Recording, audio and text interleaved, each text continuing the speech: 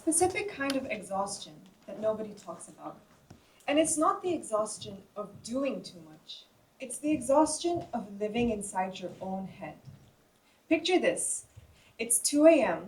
and you're wide awake, but not because you have anywhere to be or anything to do, but because your mind has decided that right now, in the darkness, in the silence, is the perfect moment to revisit things you thought you already made peace with. I want you all to think about the last time you didn't get something you really wanted. A door that closed before you had the chance to walk through, a moment that passed before you were ready, or a person you planned an entire future with who is now nothing more than a distant memory. Now tell me, how long did you spend trying to understand why? I wasted months on this question. And the worst part, I called it healing. But here's what I didn't realize I was doing. I was standing in front of a door that had already closed. And instead of turning around to see what other opportunities life had for me, I just stood there, pressing my ear against a door that was closed, listening for something, waiting for an explanation that would finally make everything make sense. Psychologists call this an open loop. You see, our brains are pattern-seeking machines. They are constantly trying to organize our life experiences into conclusions because conclusions feel safe. So when something emotionally significant ends without clarity, a friendship, a relationship, an opportunity, our mind doesn't just let it go. It holds on to it, replaying it, returning to it, trying to close that loop. And not because we enjoy suffering, but because to our minds, uncertainty is just unbearable. And so to cope with all of this, we tell ourselves we want closure.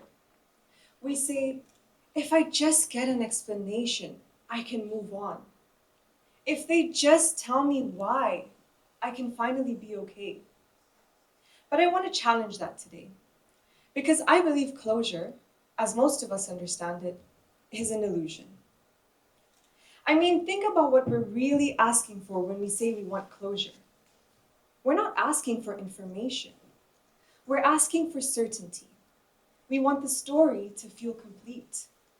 We want to know, did any of it matter? Was it real? Was I enough?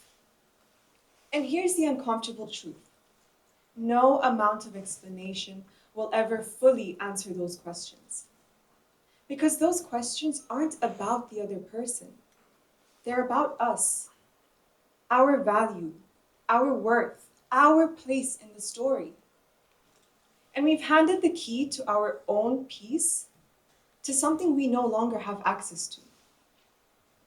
I spent months doing exactly that, basing my ability to move forward on whether or not someone else would turn around and say I was worth explaining themselves to. I was waiting for their words to give me permission to be okay. And while I was waiting, life kept moving. Opportunities passed. Energy I could have invested in myself, in my work, in the people still in my life, I spent it circling back to something that was already gone. And so I had to ask myself something difficult. What if the answer never comes? Not what if I have to wait longer, but what if it simply never comes? What if there is no moment of perfect clarity where everything clicks into place? What do I do then? Do I keep waiting? Do I keep pressing my ear against a closed door? Or do I turn around? And that was my beyond moment. It wasn't some dramatic breakthrough or lightning bolt epiphany. It was just a decision. A decision that my worth was not up for debate, that I did not need someone else's explanation to confirm that what I experienced was real, that I showed up fully, that my part in this story was not the problem. I already knew those things. I was just waiting for someone else to say them, as if their version of the story was more true than mine, and it wasn't. And the moment I stopped needing it to be, That's when everything changed. Not because the questions disappeared. I'll be honest, the questions are still there.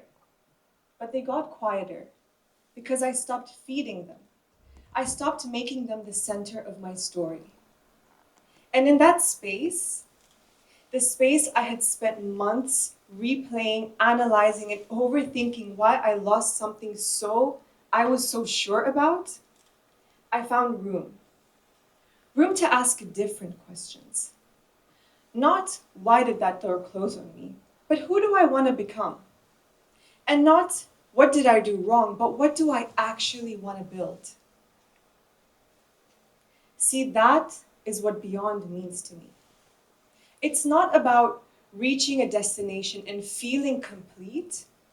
It's about recognizing that the things in our lives that feel unfinished, the relationships without endings, the opportunities that passed, the questions without answers, they are not walls. They are doorways. And the real question is whether we're brave enough to walk through without knowing what's on the other side. Because that's the real unknown. Not the unanswered questions behind us, but the unanswered questions ahead of us. Who are you when you stop being defined by what you're still waiting for? I can't stand here and tell you that closure isn't real, but I can tell you this. The closure I was so desperately searching for, it was not waiting for me in my past. And the answers were never going to be what set me free. Deciding I was worth more than the wait, that's what did. So if you're sitting here with something unresolved right now, a decision, a person, a version of your life that you never got to live, I want you to hear this. You do not need a reason to move forward. You just need a decision. Because the version of your life that you've been waiting to start, it's already here. And it's just been waiting for you to show up. Not with all the answers, but with the courage to move forward anyway. And that is where Beyond begins.